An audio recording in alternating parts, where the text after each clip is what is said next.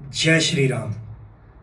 इन दिनों भगवान राम पर जो सबसे खूबसूरत पंक्तियां मैंने पढ़ी वो कहती है कि दया अगर लिखने बैठूं तो होते हैं अनुवादित राम।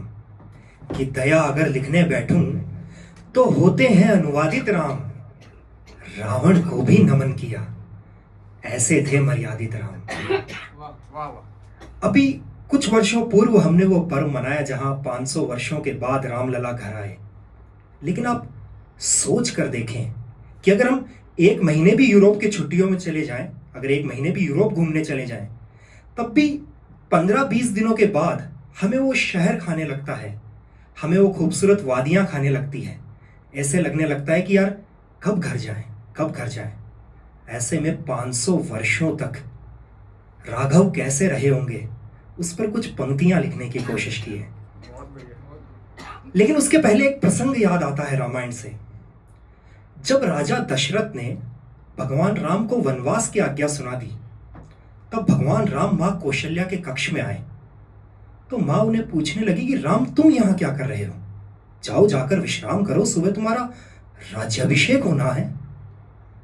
तो राम कहने लगे कि मां अब उसकी कोई आवश्यकता नहीं है। तो मां पूछने लगी कि क्यों, ऐसा क्या हो गया है। तो राम कहने लगे कि पिता ने मुझे कोई और काम सौंप दिया है। तो मां पूछने लगी कि क्या। तो राम कहते हैं कि पिता दे ही मोहि कानन राजू, जहां सब भांति मोर बड़ काजू। कि मां, पिता ने मुझे जंगल का साम्राज्य दे दिया है जहां और बड़े कार्य मेरी प्रतीक्षा कर रहे हैं। तो जब मन में ये तटस्थता हो, ये धैर्य हो, ये भाव हो, वो शायद राम को राम बनाता है। जी, हमारी कोई छोटी मोटी चीज भी अगर खो जाती है तो हम एकदम व्याकुल हो उठते हैं, दुखी हो उठते हैं। ऐसे में पूरी पृथ्वी का साम्राज्य ठुकरा कर भी जो मन से मुस्कुराहट की गंगा बहाए, उस पावन तीर्थ का नाम है राम। वाह वाह, बहुत बढ़िया। तब शायद वो दो क्षण जहां भगवान राम कितने भी बड़े ईश्वर क्यों न रहे होंगे, लेकिन आखिर थे तो मनुष्य के अवतार में। तो वो दो क्षण, जो दो लम्हे, दो पड़ाव ऐसे थे जहां शायद भगवान राम भी टूटे होंगे। उन्हें शब्द पिरोने की कोशिश की है। और शमसी मिनाई साहब ने बहुत खूबसूरत भी कहा है कि मैं राम पर लिखूं मेरी हिम्मत नहीं है कुछ, तुलसी ने वाल्मीकि ने छोड़ा नहीं है कुछ। वाह वाह। फिर ऐसा कोई खास कलमवर नहीं हूं मैं, लेकिन वतन की खाक से बाहर नहीं हूं मैं। वाह वाह। कोई पयाम हक है वो सब है मेरे लिए, कोई पयाम हक है वो सब है मेरे लिए। दुनिया का हर बुलंद अदब है मेरे लिए। वो राम जिसका नाम है जादू लिए हुए, लीला है जिसके ओम की खुशबू लिए हुए। अवतार बन के आई थी गैरत शबाब की, भारत में सबसे पहली किरण इंकलाब की। मैं राम पर लिखूं मेरी हिम्मत नहीं है कुछ, तुलसी ने वाल्मीकि ने छोड़ा नहीं है कुछ। और तब वो दो महत्वपूर्ण पड़ाव, पहली घड़ी वो थी जब माता सीता का हरण हो जाता है। आप देखिए, जब कहते हैं ना कि जब स्थितियां विपरीत हो जाती है तब सब कुछ उल्टा ही उल्टा होने लगता है, भाग्य भी पलट जाता है। एक बहुत खूबसूरत सा श्लोक है जो कहता है कि ना निर्मता के न ना तृष्टा पूर्वा ना श्रूयते हेम मई कुरंगी, तथापि तृष्णा रघुनंदस्य विनाश काले विपरीत बुद्धि। कि न पहले कभी किसी ने देखा न सुना कि सोने का हिरण भी होता है, तब भी देखिए कि जब विनाश काल आया, जब विपरीत काल आया, तब भगवान राम की बुद्धि भी भ्रमित हो गई। और तब वो किस्सा लिखने की कोशिश की है कि सोने का हिरण भी होने लगा था, कि सोने का हिरण भी होने लगा था, कहो कैसे जीवन ठगने लगा था। सीता ने पहली दफा ही तो मांगा था, ऐसा भी न था कि सब कुछ ही मांगा था। अच्छा, इस पूरे जंगल के राज में ना मां सीता पहली बार कुछ मांगती है कि मुझे सोने का हिरण लाके दे दो। तो सीता ने पहली दफा ही तो मांगा था, ऐसा भी न था कि सब कुछ ही मांगा था। सीता को कैसे कहें कि ये माया है, सीता को कैसे कहें कि ये माया है, विपदा में होता अपना पराया है। अब सीता को कहे भी कैसे। वैसे भी हमारे शास्त्र कहते हैं कि राजहट, बालहट और नारी हट ये बहुत खतरनाक है, इनसे बचकर रहना चाहिए। तो इस बार मां सीता भी जिद पर अड़ी थी कि मुझे सोने का हिरण चाहिए तो चाहिए, तो मना भी कैसे करें। तो सीता को कैसे कहें कि ये माया है, विपदा में होता अपना पराया है। सीता को कैसे कहें कि ये माया है, विपदा में होता अपना पराया है।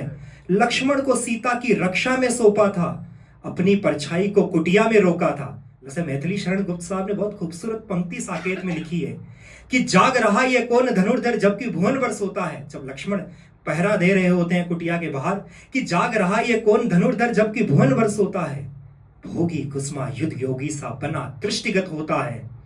बना हुआ है प्रहरी जिसका उस कुटीर में क्या धन है, जिसकी रक्षा में रत इसका तन है मन है जीवन है। कि लक्ष्मण जहां पहरा दे भी रहे हैं उस कुटिया में ऐसा है भी क्या, एक घास फूस की छोटी सी कुटिया तो है। और तब वो जवाब कहता है कि मृत्यु लोक मालिन्य मेटने स्वामी संग जो आई है, तीन लोक की लक्ष्मी ने यह कुटीर आज अपनाई है। कि मृत्यु लोक पर दुख को मिटाने अन्याय को मिटाने जो आज माता आई है मां लक्ष्मी, उन्होंने आज ये कुटिया अपना रखी है। तो शायद तीनों लोकों में इससे अनमोल जगह कुछ है ही नहीं। तो तब यह है कि लक्ष्मण को सीता की रक्षा में सौंपा था, खुद की परछाई को कुटिया में रोका था, तीरों से तरकश की खेली थी होली, बोल पड़ा हिरण राम की बोली, छल से गए राघव रुख से गए राघव। लक्ष्मण बचाओ की ध्वनि को सुनकर मानो उसी क्षण बल से गए राघव। जब राम सुनने लगे, जब हिरण चिल्लाता है लक्ष्मण बचाओ, तो ऐसा लगता है कि सारी शक्ति क्षीण हो गई है, सब कुछ खत्म हो गया है। भगवान राम समझ जाते हैं कि शायद विपदा ने पकड़ लिया है। कि छल से गए राघव रुख से गए राघव। लक्ष्मण बचाओ की ध्वनि को सुनकर मानो उसी क्षण बल से गए राघव। बचाओ की ध्वनि से वन था गूंजा, सीता को न था कुछ और सूझा। माता सीता को कुछ नहीं सूझता है, वो तुरंत लक्ष्मण को कहती है कि तुरंत जाओ, भ्राता तुम्हारे शायद किसी मुश्किल स्थिति में है। तब लक्ष्मण वापस मां को समझाते हैं कि मां भ्रकुटी विलास सृष्टि लय होई, सपने हूं संकट परई का सोई। कि जिनके भ्रकुटी हिलाने मात्र से सृष्टि का सृजन और संहार हो जाता है, उन राम को सपने में भी कभी कोई छल सकता है, कभी कोई हरा सकता है, ये संभव है क्या? तो माता जो वन में है उसको क्या होना है, काल भी उसका बस एक खिलौना है। कि माता उसको क्या होना है, काल भी उनके लिए खिलौना है। लेकिन माता नहीं मानती है। माता कहती है कि लक्ष्मण तुम वन को क्यों जाते नहीं हो, नियत तुम्हारी बताते नहीं हो। अब माता प्रश्न करने लग जाती है कि शायद तुम्हारी नियत में खोट है लक्ष्मण, इसलिए तुम जा नहीं रहे हो। तो ऐसे में कटाक्ष को सुनकर, माता के कटु वचनों को सुनकर लक्ष्मण बड़ी मुश्किल में वन की तरफ लौटते हैं। और जब राम देखते हैं कि लक्ष्मण आ गए हैं तो वो समझ जाते हैं कि शायद कुछ अनहोनी जरूर हुई होगी।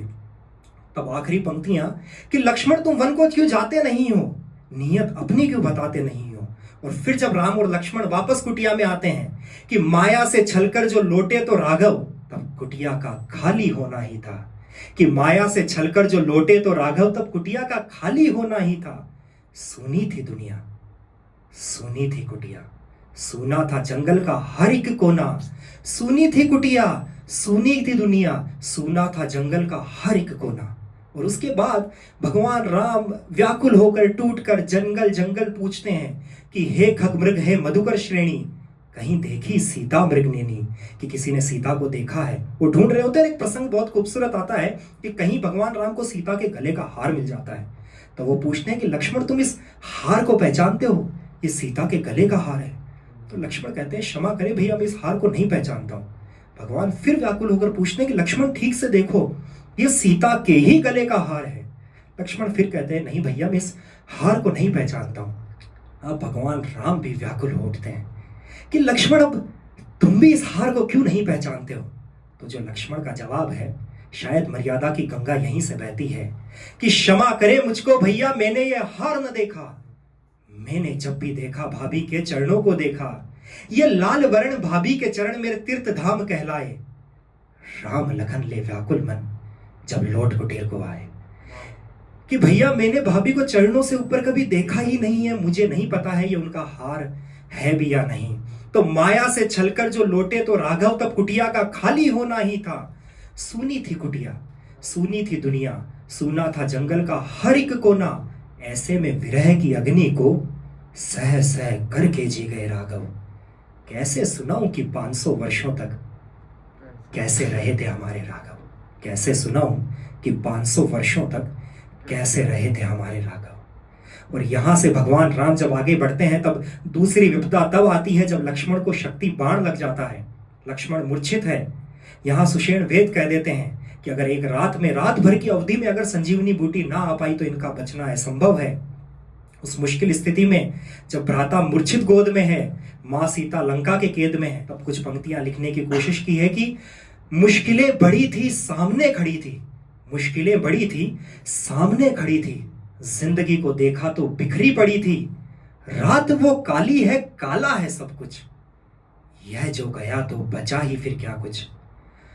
आंखों से आंसू की माला वो फूटी, ला दे कहां से संजीवन बूटी, दूर पता है क्या विपदा है, ला दे जो बूटी वो मेरा सखा है। माना कि जीता जाएगा ये युद्ध, पर यह जो गया तो बचा ही था क्या कुछ।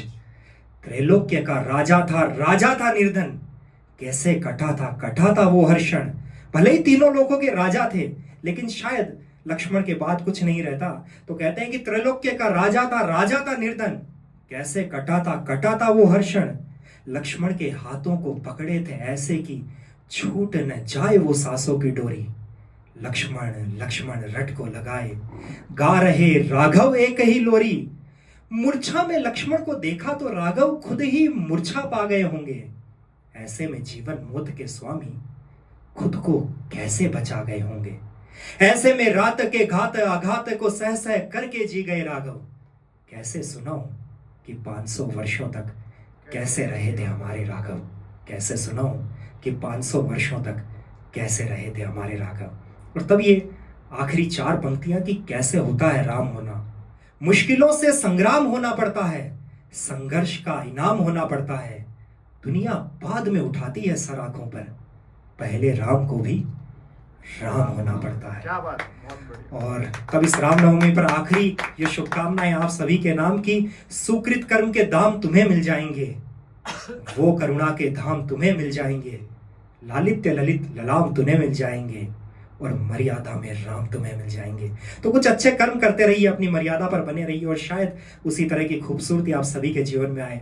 जय श्री राम। बहुत बढ़िया दर्शन जी।